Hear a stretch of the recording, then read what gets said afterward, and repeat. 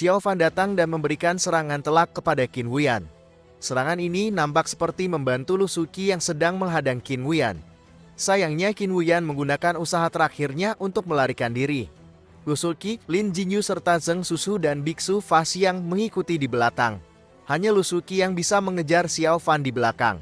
Nah, jika di awal mereka hanya berpapasan, kali ini mereka benar-benar saling berhadap-hadapan. Tapi tidak ada pertarungan, Lu Suqi hanya mengikuti Xiao Fan. Xin beralih ke sisi kakek peramal dan cucunya. Di sini kakek dan cucu ini sedang istirahat, kemudian mereka melihat seorang pria parubaya. Melihat orang ini, si monyong nampak sangat ketakutan, cucunya si kakek juga merasakan hal yang sama. Adapun si kakek peramal, ia berdiri di depan dan menyapa orang itu. Orang itu tidak lain adalah Wan Renwan, kepala sekte Raja Hantu. Entah apa yang terjadi di masa lalu, si kakek peramal ini menyapa Wan Renwan sebagai teman lamanya.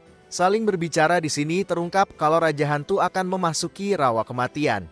Di sisi lain, pertarungan Biksu Fasan dan Jing Pinger kedatangan pengganggu. Ini adalah murid fraksi baik Xiao Yichai dan Yan Hong.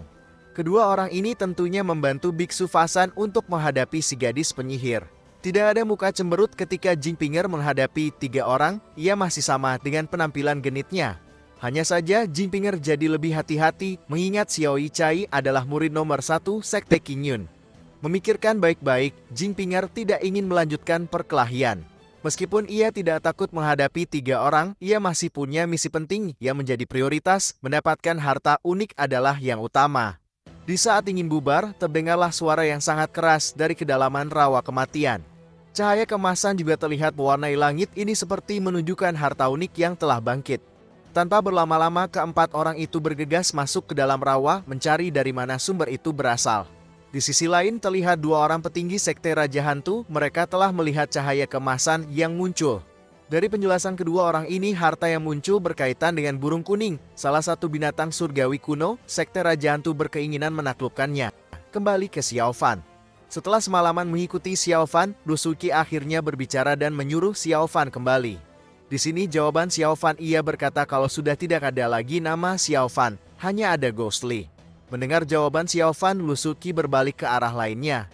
Lanjut menyusuri hutan, Xiao Fan merasakan ada perbedaan antara di kedalaman rawa dan luar. Di kedalaman rawa tidak ada serangga dan binatang lainnya, pohon-pohon yang ada di sini juga terlalu besar jika dibandingkan dengan di luar. Dan ada satu pohon raksasa sebesar dan setinggi gunung. Xiao Fan menaiki pohon raksasa ini. Ada 2 cabang dahan dan Xiao Fan mengambil jalur kiri. Apa yang akan ditemukan Xiao Fan? Tunggu di episode selanjutnya ya. Untuk saat ini di sini saja. Terima kasih sudah menonton dan sampai jumpa.